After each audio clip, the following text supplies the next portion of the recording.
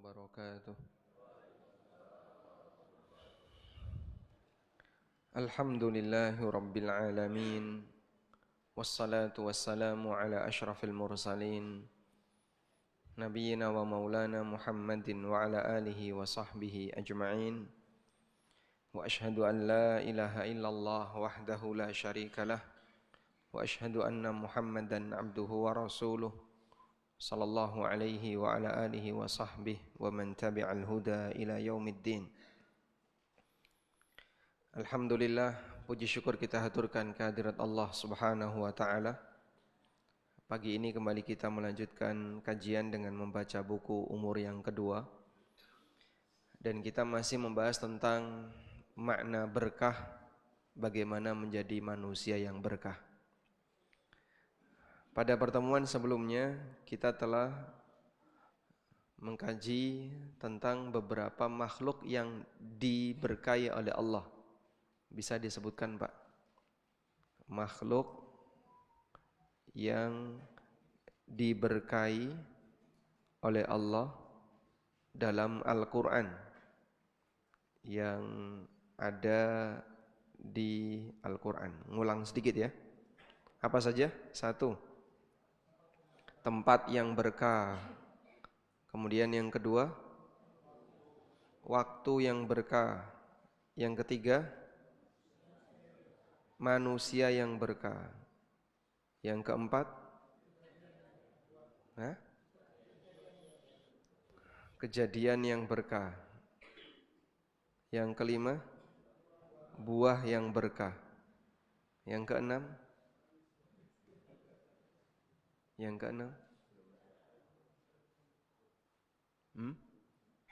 berkah untuk semuanya. Bumi yang berkah.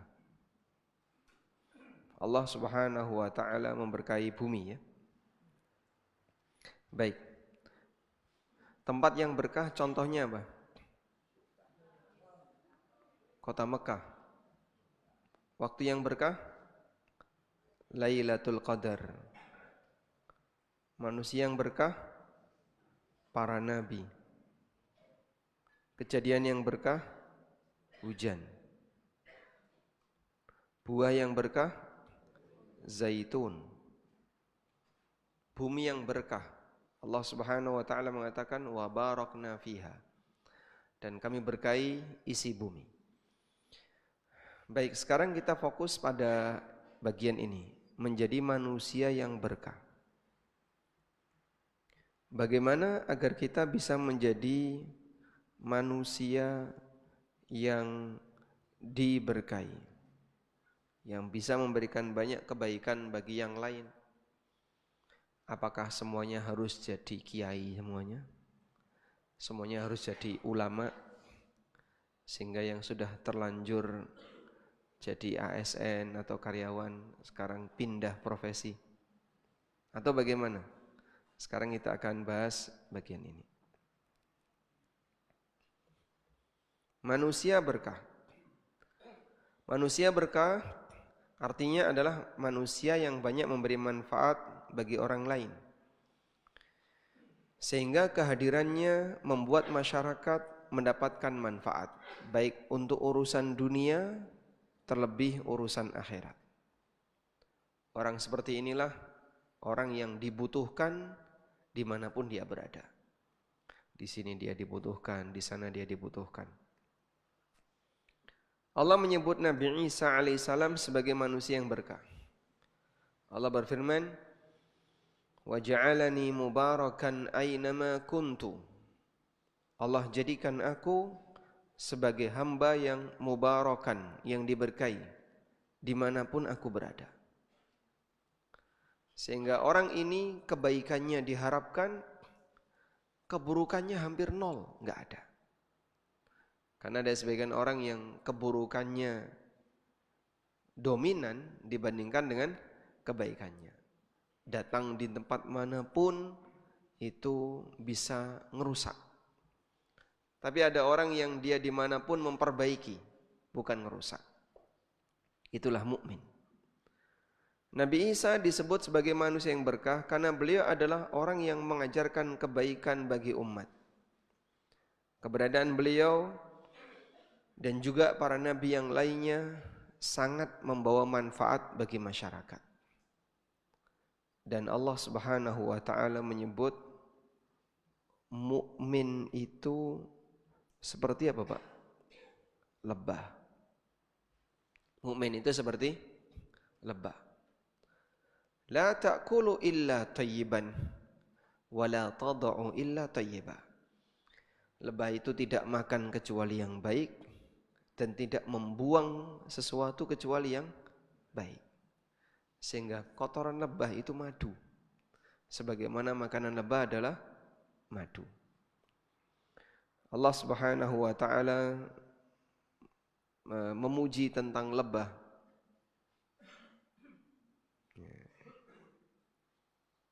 Wa auhayna ilan nahli wa auhayna ilan nahli. Dan kami wahyukan kepada lebah. Bagaimana teks ayatnya?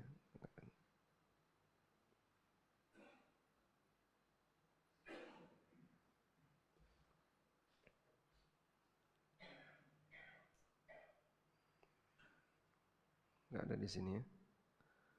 Anittakhidhi minal jibali buyutan.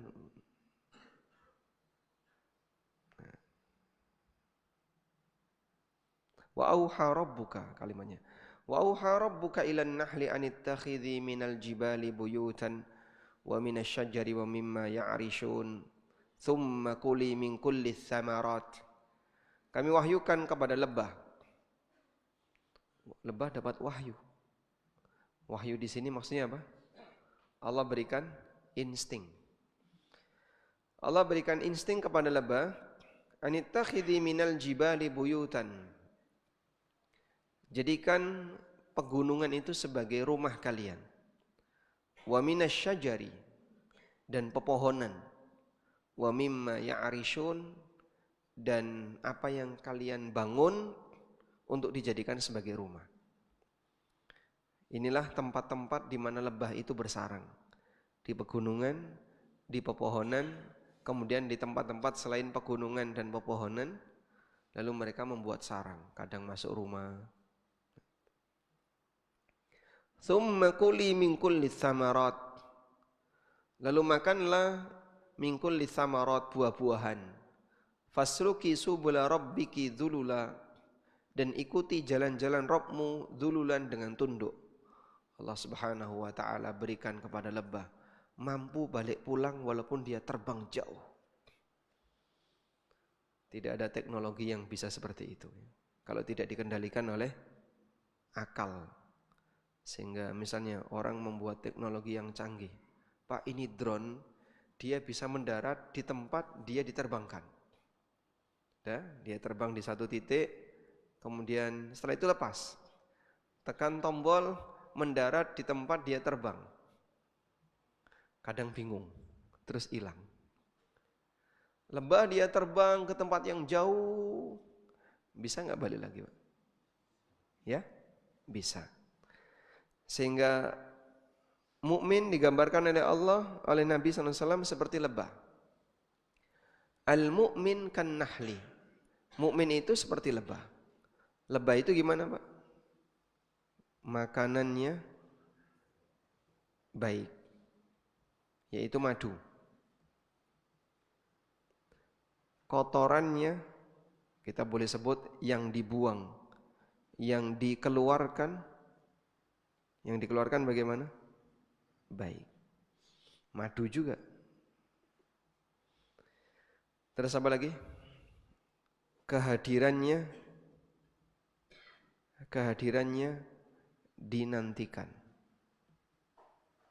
Dinantikan oleh pohon. Karena lebah membantu proses penyerbukan. Sehingga calon-calon buah itu bisa menjadi buah ketika apa? Didatangi oleh lebah. Kemudian kepergiannya meninggalkan kebaikan.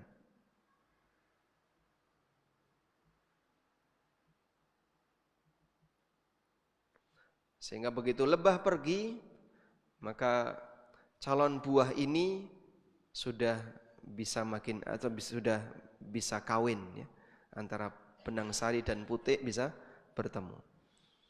Satu lagi, lebah tidak merusak tempat. Hinggap di tempat manapun, lebah tidak merusak pohon itu. Pernah lihat pohon yang ambruk gara-gara lebah? Tidak. Saking banyaknya lebah sampai ambruk Pak, mentiung-mentiung ambruk. Ketemu kayak gitu? Tidak. Lebah hanya hinggap di satu ujung dari bagian pohon itu dan dia tinggalkan tempat itu tanpa merusak pohon tersebut. Demikianlah seorang mukmin. Makanannya baik, halal, thayyib. Yang keluar amal saleh. Ini makanannya halal. Yang keluar amal saleh. Kehadirannya dinantikan karena dia memberi manfaat. Sebagaimana kepergiannya dia meninggalkan kebaikan, dia memberi manfaat pula. Dan mukmin tidak punya potensi, tidak ada potensi merusak. Dia datang bukan untuk merusak, tapi dia datang untuk meninggalkan kebaikan. Maka kita belajar untuk jadi seperti lebah. Orang yang datang dan dia meninggalkan kebaikan. Kita lanjutkan. Ada sebuah hadis yang menyebutkan ahabbun nasi ilallah anfa'uhum linnas. Manusia yang paling dicintai oleh Allah adalah yang paling banyak memberikan manfaat bagi masyarakat.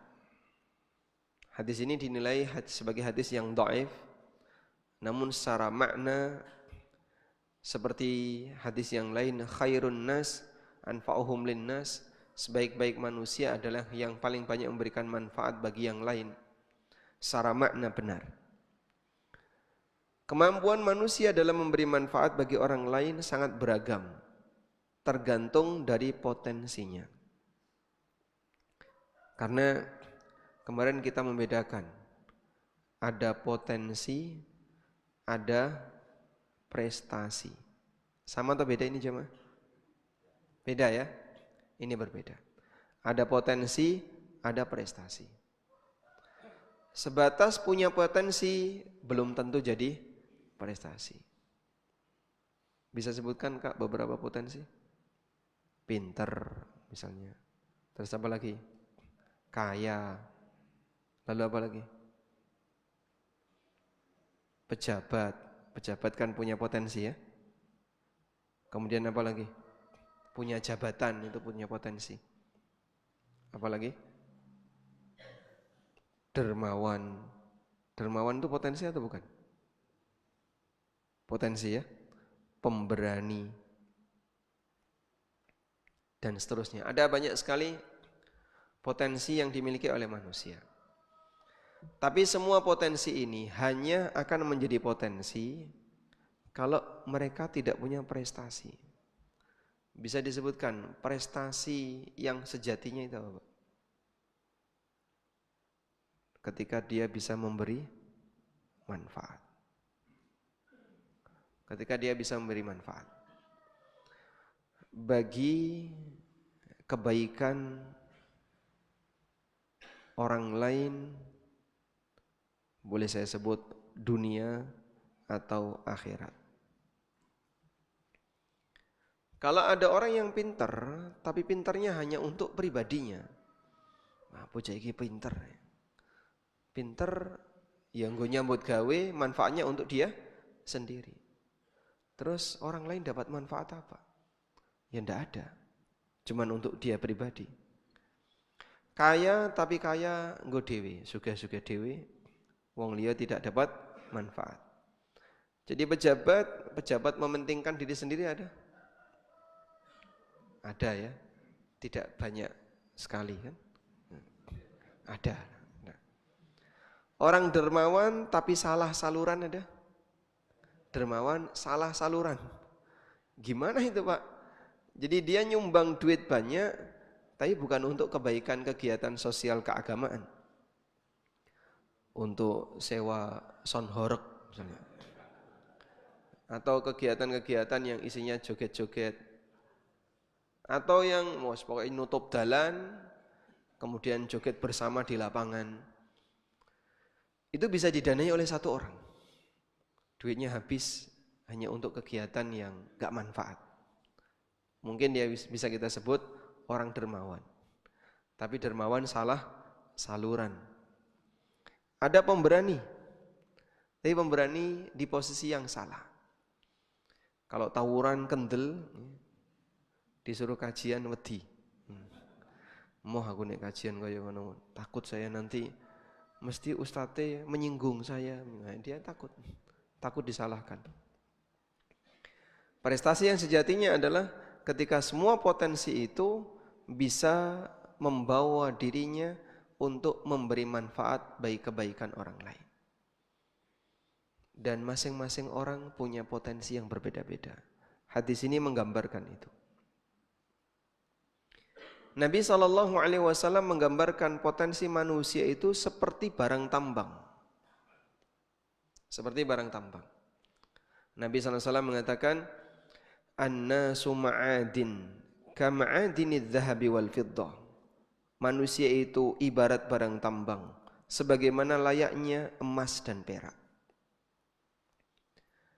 Dan beliau tidak menyebut ma'din. Ma'din itu satu barang tambang. Ma'din. Kalau ma'din itu apa? Satu barang tambang. Tapi beliau sebut ma'adin. Ini aneka tambang. Jadi antam itu ma'adin, aneka tambang. Beragam barang tambang. Kenapa beliau ungkapkan dalam bentuk jamak? Untuk menjelaskan bahwa barang tambang itu berwarna-warni. Warna-warni itu punya manfaat yang berbeda. Namun semuanya dibutuhkan sesuai dengan kelasnya. Ada barang tambang yang murah, dia dibutuhkan. Ada barang tambang yang mahal juga dibutuhkan, sesuai dengan kelasnya. Manusia juga demikian. Makin mahal, makin dikit. Tapi dia dibutuhkan. Makin murah, makin banyak. Dan di saat yang sama dia juga dibutuhkan. Baik. Misalnya, barang tambang dalam kehidupan manusia saling melengkapi. Seseorang ketika dia membangun rumah, dia butuh aneka barang tambang dari yang murah sampai yang sangat mahal. Dia butuh pasir, dia butuh kerikil, dia butuh batu, dia juga butuh tanah uruk. Sehingga dalam satu gedung ini ada sekian banyak barang tambang. Coba Pak, di gedung ini besi ada nggak Pak? Ada? Ada. Kelihatan enggak? Tuh ada besi itu. Di kipas angin tuh ada besi ya. Nikel kira-kira ada nikel? Nikel. Ada? Mungkin ada ya. Tapi kita nggak lihat. Di lampu dalam ini ada apa Pak? Mungkin ada unsur wolfram. Atau ada platinum. Mungkin di proyektor itu mungkin ada logam yang mahal, tapi dia sangat dibutuhkan. Sehingga dalam satu gedung ini ada ribuan mungkin barang tambang. Kecil-kecil yang kita nggak tahu. Tapi semuanya saling melengkapi. Seperti itulah hidup. Masing-masing manusia diberi oleh Allah potensi yang beragam, yang berbeda-beda antara satu dengan yang lainnya. Sehingga kita bisa saling melengkapi sesuai dengan posisi yang Allah berikan untuk kita. Maka yang lebih penting adalah kamu tidak perlu sedih ketika kamu punya kemampuan seperti ini. Mas, isoku mau jogo kendaraan mas. Penting gak itu? Penting ya. Coba kalau gak ada yang jaga, yang ngaji ini mungkin deg-degan. Nanti kalau ada yang ngambil motor saya gimana? Saya cuma bisanya resik-resik mas. Penting nggak? Penting. Saya cuma bisa noto-noto barang. Penting? Penting. Maka yang lebih penting adalah bisa nggak kamu manfaatkan dirimu sendiri sesuai dengan kemampuan yang Allah berikan kepadamu. Di sini ada pejabat, di sini ada guru, di sini ada apa lagi Pak? Pedagang, di sini ada dokter, mungkin di sini ada profesi yang beragam tapi nggak ngaku. Namun mereka adalah orang yang siap untuk memberi manfaat bagi orang lain sesuai dengan potensinya. Artinya ketika kita bicara memberi manfaat bagi orang lain itu tidak sama dengan berarti kita semua harus jadi ustadz. Tidak. Tidak ya. Sehingga masing-masing bisa memberi manfaat bagi yang lain sesuai dengan kemampuannya. Baik.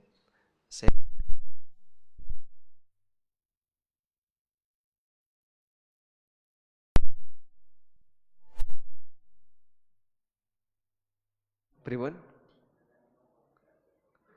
Dandani kompor, Masya Allah.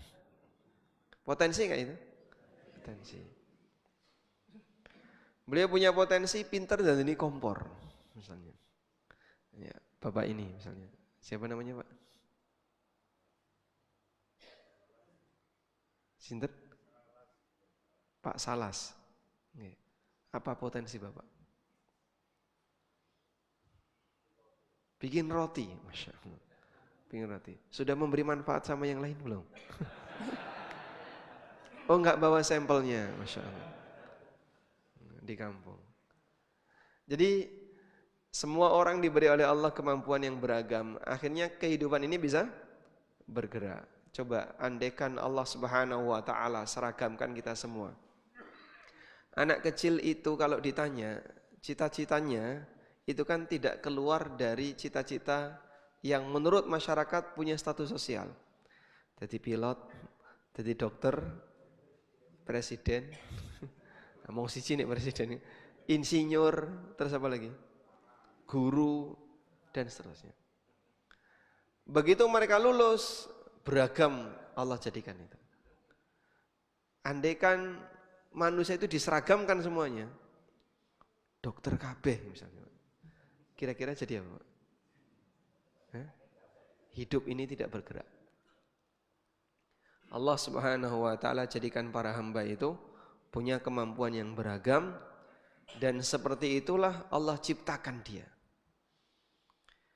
Karena itu Ibnu Qayyim rahimahullah dalam buku beliau Tuhfatul Maudud beliau pernah menjelaskan seperti ini. Hendaknya setiap orang tua itu mengenali potensi anaknya. Lalu dia fokuskan perkembangan pertumbuhan anaknya itu di bagian potensi itu. Fa innahu makhlukun lahu. Karena berarti dia tercipta untuk itu. Tercipta untuk itu maksudnya gimana Pak? Allah akan ciptakan dia untuk jadi itu.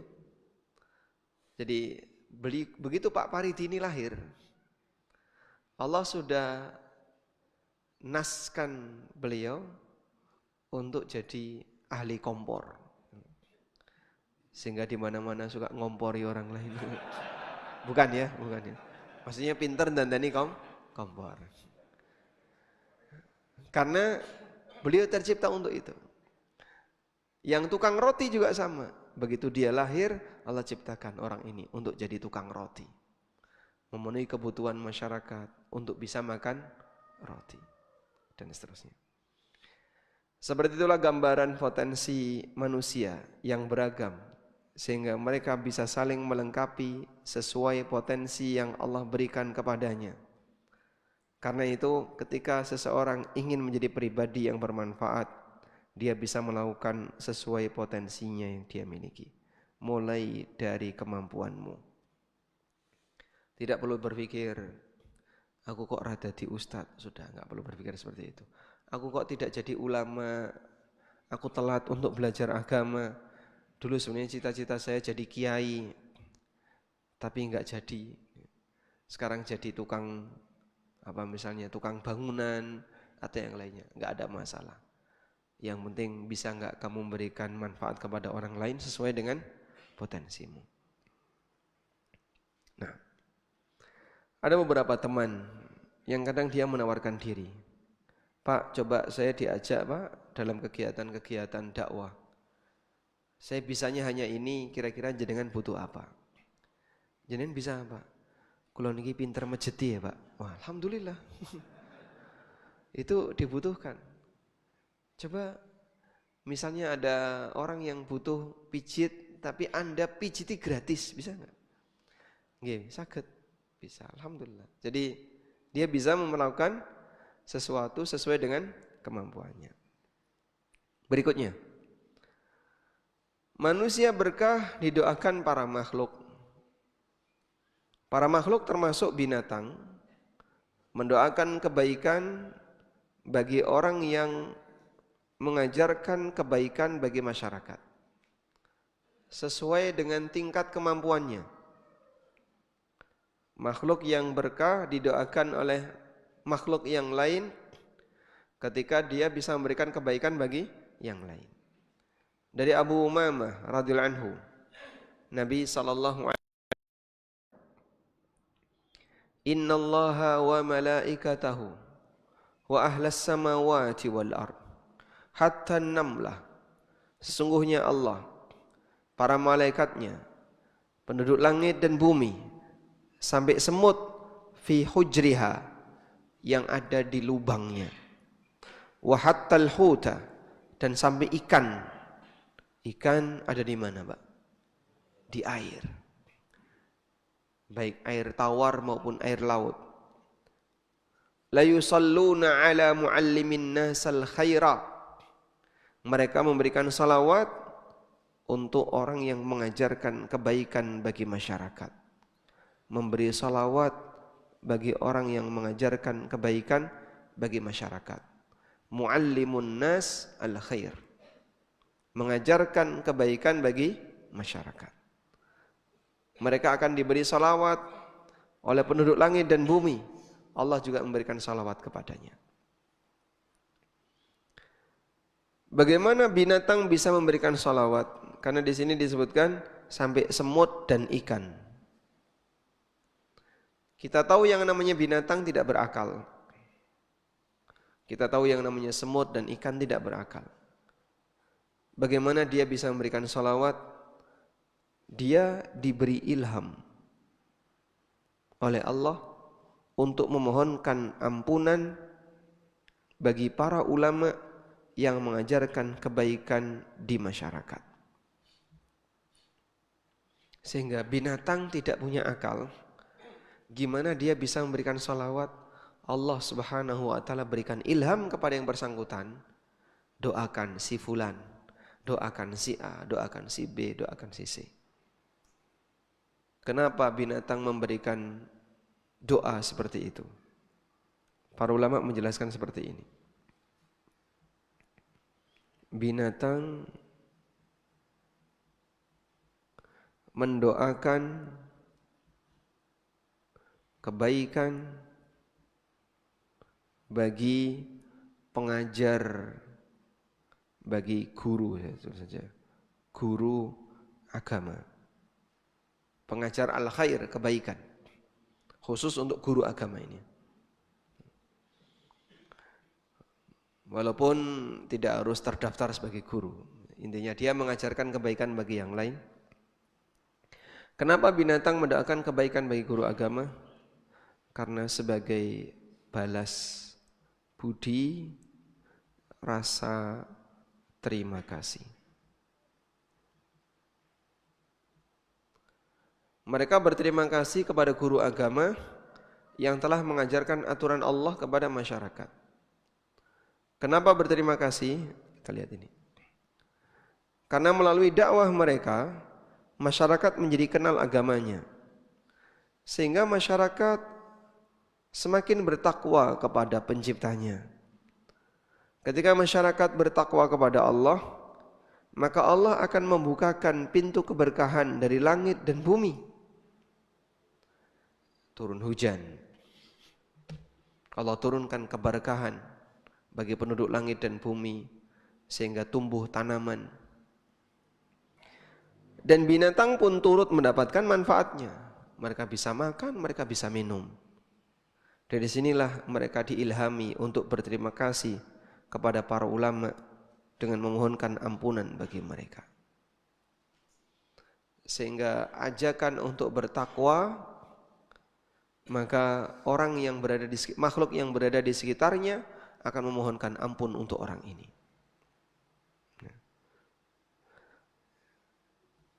Rasa terima kasih. Tadi rasa terima kasihnya sebabnya apa? Satu, ulama mengajak masyarakat untuk bertakwa. Dari ajakan inilah kemudian Allah memberikan keberkahan bagi bumi. Allah memberikan keberkahan bagi bumi. Walau anna ahlal qura amanu wattaqau lafatahna alaihim barakatin minas sama'i wal ard. Kalau satu penduduk negeri itu beriman dan bertakwa, kami akan bukakan untuk mereka keberkahan dari langit dan dari bumi. Nah, di saat itu binatang berterima kasih. Kemudian ada pendapat yang kedua, di buku enggak ada. Mungkin Bapak bisa tambahkan. Ulama mengajarkan adab untuk berbuat baik kepada binatang. Adab untuk berbuat baik kepada binatang. Sehingga bagaimana cara memperlakukan binatang ketika mau disembelih, bagaimana cara memperlakukan binatang ketika memberi makan kepada binatang dan seterusnya. Ulama mengajarkan itu. Maka dari sini binatang berterima kasih. Binatang berterima kasih. Itulah jasa besar yang diberikan oleh seorang alim, yang dia bisa memberikan bimbingan berdasarkan dalil tentang bagaimana berbuat baik kepada sesama. Terima kasih Pak Ustadz. Anak saya berubah sekarang. Sekarang jadi anak yang berbakti. Karena diajari oleh guru TPA-nya. Jasa siapa? Guru TPA. Dari jasa guru TPA itu yang dapat manfaat siapa? Orang tuanya. Sehingga begitu sang anak ini sudah terpengaruh oleh sang guru TPA tadi, lalu dia berubah jadi baik, kemudian dia berbakti kepada orang tuanya, jadi anak yang baik untuk orang tuanya. Orang tua mendapatkan manfaat, dia merasa bangga. Apakah orang tuanya bayari guru TPA? Ya, kadang, insyaallah, alhamdulillah.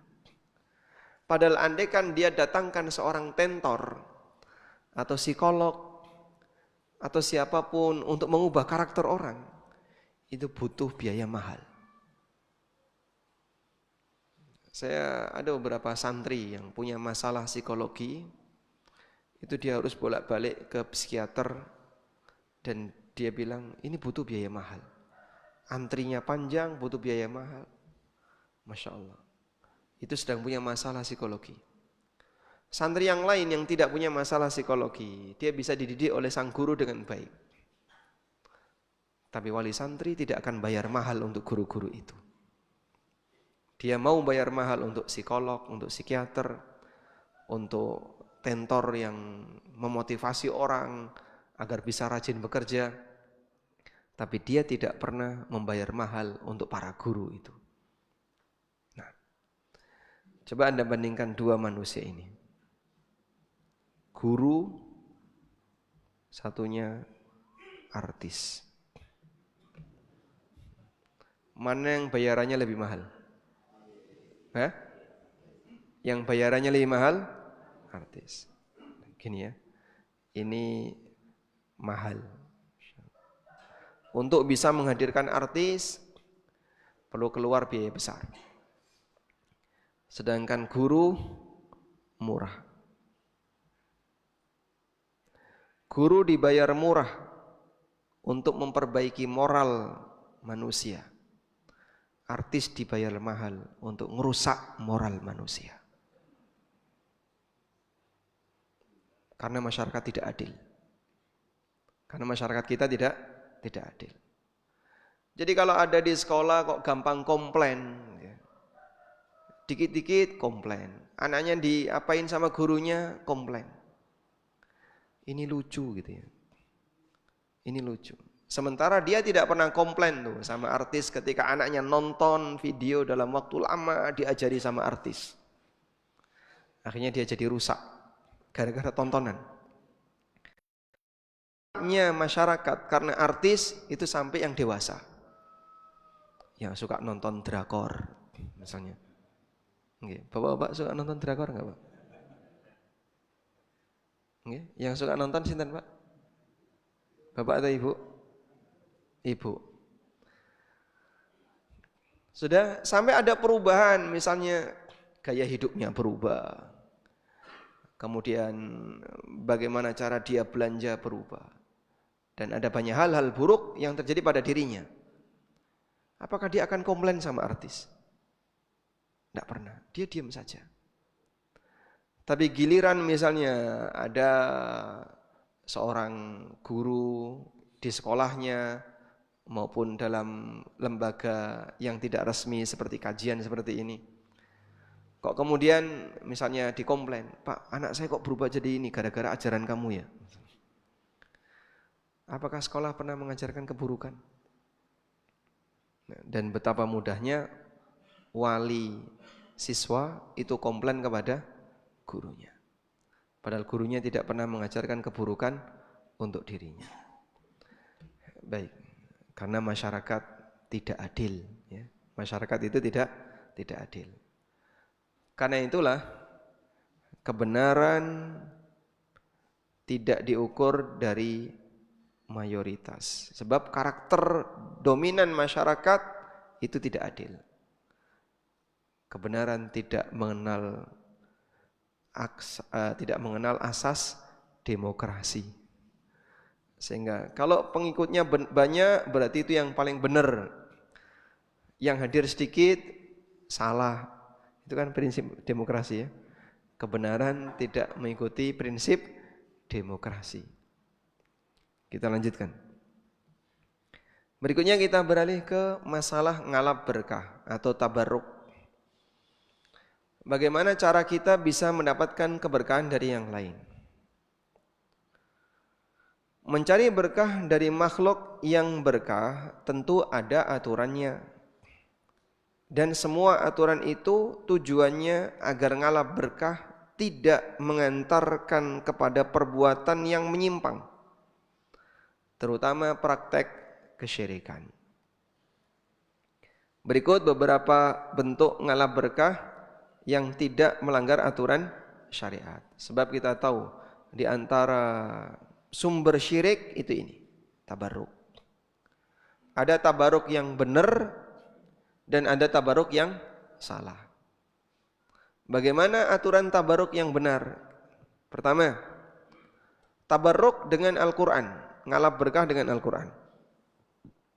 Bentuknya adalah dengan mempelajarinya, mentadabburi maknanya, dan berusaha untuk mengamalkannya.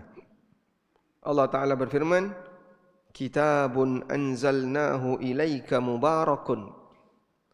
Inilah kitab yang kami turunkan kitab ini kepadamu, mubarakun, sebagai kitab yang diberkahi. Liyadabbaru ayatihi waliyatadzakkara ulul albab. Agar ayat-ayatnya ditadabburi dan agar para ulul albab, orang yang punya ilmu, bisa mengambil pelajaran darinya. Demikianlah Al-Quran yang merupakan kitab yang diberkahi oleh Allah. Sehingga kalau orang ingin ngalap berkah dari Al-Quran, kamu tadabburi itu Al-Quran. Kau baca. Renungkan isinya. Itulah barokahnya Al-Quran. Praktek yang salah dalam hal ini adalah ketika orang ngalap berkah dengan Al-Quran dengan cara dia jadikan Al-Quran sebagai jimat, atau dia jadikan Al-Quran sebagai teh celup. Masya Allah. Digoleki Quran-Quran sing kuno ini kok nggih Pak, warnane wis kuning, terus disobek, dilinting, dijadikan teh celup, diminum. Biar apa Mas itu Pak? Men pinter jaris. Kalau seperti ini bisa bermanfaat, ra usah sinau. Hanya dengan cara kayak gitu orang bisa pinter, bisa menghafal Al-Quran. Ada yang menjadikan Quran sebagai bubur Quran. Jadi setelah jadi bubur, dilumatkan dengan air, hancur, sudah, terus dimakan. Tujuannya apa? Biar hafal Quran. Salah atau benar kayak gini? Ya. Itu nanti kertasnya yang ada tulisan-tulisan ayat-ayat Al-Quran masuk ke dalam perutnya, bercampur dengan kotoran. Ya kita nggak tahu apakah masih utuh atau lumat. Kalau lumat mungkin tidak masalah ya, sehingga sudah ya, hancur jadi serpian kecil-kecil. Tapi mungkin kalau ada yang masih utuh, misalnya ada satu lembar dikit utuh, tulisannya Allah, masuk ke dalam perutnya, jadi kotoran. La haula wala quwata illa billah. Maka bahaya praktik seperti ini. Yang kedua, ada bentuk tabarruk dengan ulama. Bagaimana cara tabarruk dengan ulama? Caranya adalah dengan menimba ilmu darinya. Karena ulama adalah ahli waris para nabi yang mempelajari ilmu yang disampaikan oleh para nabi. Nabi SAW pernah mengatakan, wa innal ulama'a warathatul anbiya. Para ulama itu ahli warisnya para nabi. Wa innal anbiya'a lam yuwarithu dinaran wala dirhama. Para nabi tidak mewariskan dinar maupun dirham. Wa innama warrathul ilma, tapi mereka meninggalkan warisan berupa ilmu. Faman akhadahu akhadha bihadzin wafir. Siapa yang mengambil ilmu, maka dia telah mendapatkan keberuntungan yang besar. Warisan nabi ini apa Pak? Ilmu. Jadi saat Anda belajar, tahu tentang 1-2 hadis, maka hakikatnya Anda sedang mendapatkan warisan ilmu dari Nabi. Ngalap berkah dengan ulama adalah mempelajari ilmu dan adab dari mereka. Bukan dengan makan sisa makanan mereka atau minum sisa minuman mereka. Itu loh sisanya Ustaz. Nah, terus rebutan. Tinggal apa? Dimakan. Tujuannya apa? Ngalap berkah, biar pinter seperti Ustaz. Bisa nggak kayak gitu Pak? Bisa? Bisa?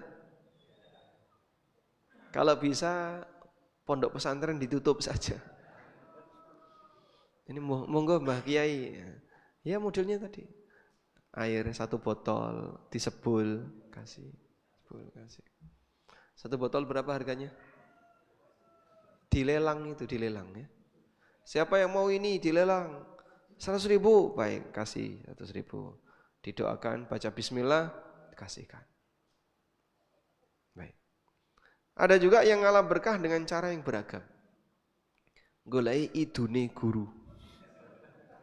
Sehingga nek diidoni ki seneng. Makanya kan ada beberapa istilah untuk kiai ya. Ada kiai yang pintar memberi nasihat. Pintar ngasih pengarahan, ceramah. Itu disebut dengan guru tutur. Karena dia pintar nuturi orang lain. Ada juga yang dia jarang ngisi pengajian, tapi laris membuka pengobatan alternatif. Nah, ini yang disebut dengan guru sembur. Sing digolakin apa? Semburan nih. Begitu brus 500.000. Masya Allah. Wallahu a'lam. Dan masih banyak yang lainnya. Insyaallah kita akan lanjutkan di pertemuan berikutnya berkaitan dengan masalah bagaimana cara ngalap berkah yang benar. Pertanyaan 1. Apa yang Bapak lakukan jika melihat ada sisa makanan Ustadz? Hah? Pribun? Kasih ke ayam. Nanti ayamnya yang pinter. Apa yang akan Anda lakukan kalau melihat ada sisa makanan Ustadz? Pribun, Pak?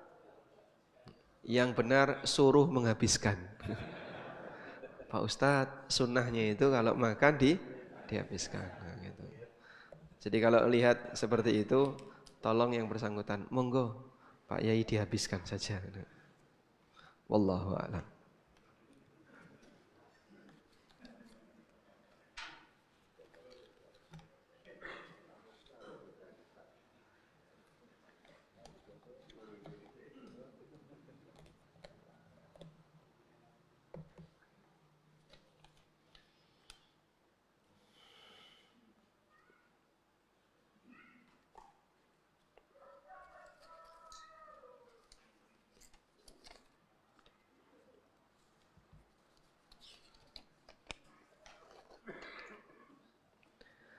Assalamualaikum warahmatullahi wabarakatuh. Waalaikumsalam warahmatullahi wabarakatuh. Bagaimana hukum PRP dan stem cell dengan darah kita sendiri? PRP apa ini? Platelet rich plasma. Darah diambil, diolah di lab untuk diambil trombositnya atau bening, kemudian disuntikkan kembali ke tubuh kita. Misalnya disuntikkan ke lutut untuk pengobatan osteoartritis. Apa ini? Nah, enggak tahu istilah kedokteran, saya enggak ngerti. Kok enggak salah nyebut? Ada di YouTube yang tentang stem cell. Nah, kalau stem cell memang pernah kita bahas. Tapi wallahu alam, intinya begini ya. Jadi untuk semua kegiatan perbaikan fisik, untuk semua kegiatan perbaikan fisik, bisa bentuknya mengambil dari unsur fisik atau menambahkan dari luar, itu beragam. Ada yang pertama, bentuknya dia sampai mempengaruhi gen. Nah, yang seperti ini dilarang oleh para ulama. Contohnya ya, contohnya ada orang donor sperma, terus disuntikkan ke orang lain. Ini tidak boleh, karena dia bisa mempengaruhi genetika. Nggak boleh. Yang kedua, ada yang tidak sampai mempengaruhi gen. Nah, kalau tidak sampai mempengaruhi gen, misalnya hanya untuk perbaikan fisik kanan kiri yang tidak ada hubungannya dengan tidak ada hubungannya dengan gen, ini diperbolehkan selama satu, dia tidak membahayakan. Yang kedua, bahannya halal, sehingga tidak boleh dari unsur babi atau semacamnya. Kemudian yang ketiga, bagaimana kalau bentuknya sampai membuat si pendonor meninggal dunia? Misalnya donor jantung, jantung kan cuma satu Pak. Atau donor liver, hati cuma satu. Atau yang lainnya. Insya Allah nanti ada kajian tentang ini dan sedang dipelajari ya. Nanti akan ada kajian seperti ini, bisa Bapak tonton di ANB Channel. Wallahu a'lam. Kalau yang tadi seperti yang disampaikan, sebatas untuk perbaikan organ, insya Allah tidak masalah. Ada orang yang suka menegur kesalahan orang lain di medsos. Bagaimana ini?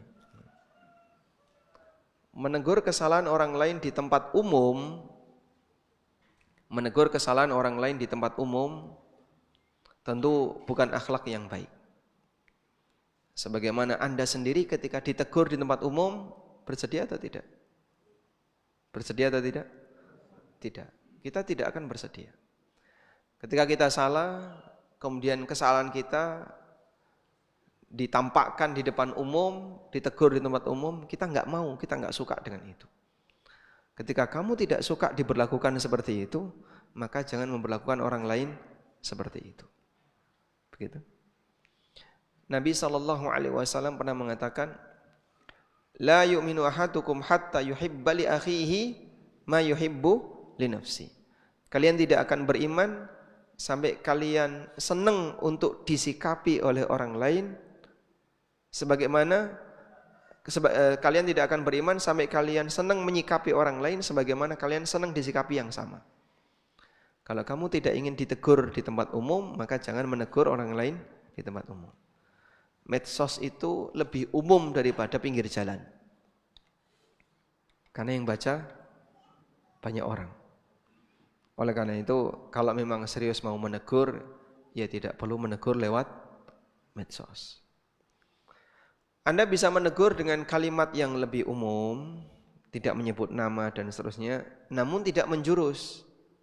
Kalau menjurus tidak boleh misalnya.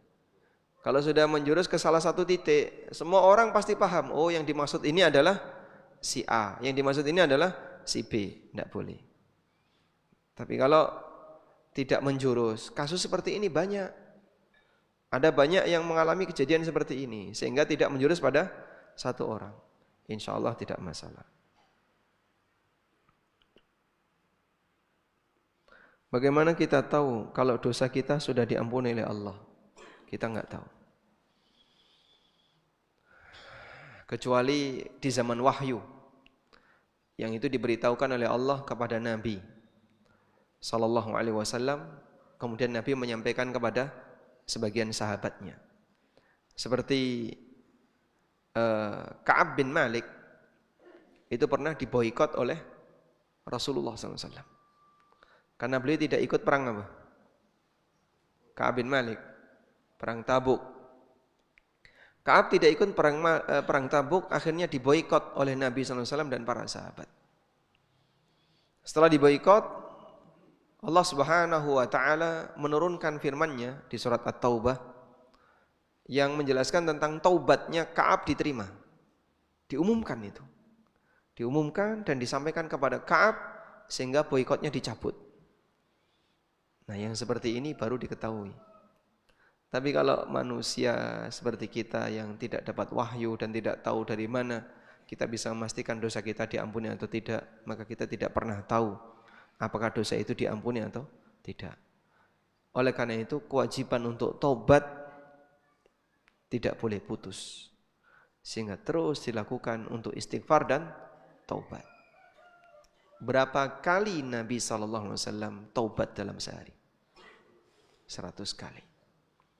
Beliau pernah mengatakan, ya ayuhan nas, tubu ilallah, fa inni atubu ilaihi mi'ata marrat. Wahai manusia, perbanyaklah bertobat kepada Allah, karena dalam sehari aku bertobat 100 kali. Itu seorang Nabi. Beliau banyak membaca, Rabbighfirli wa tub alayya innaka antat tawwabur rahim. Dan juga yang beliau baca ketika rukuk dan sujud, subhanakallahumma rabbana wa bihamdika allahumma gfirli. Itu rajin dibaca oleh Nabi SAW. Maka kita butuh lebih banyak lagi untuk rajin bertobat.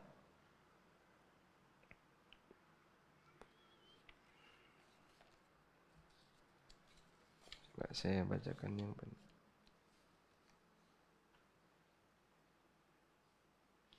Assalamualaikum. Waalaikumsalam. Apakah boleh melangsungkan akad nikah di masjid, tapi pengantin wanita tidak menutup aurat?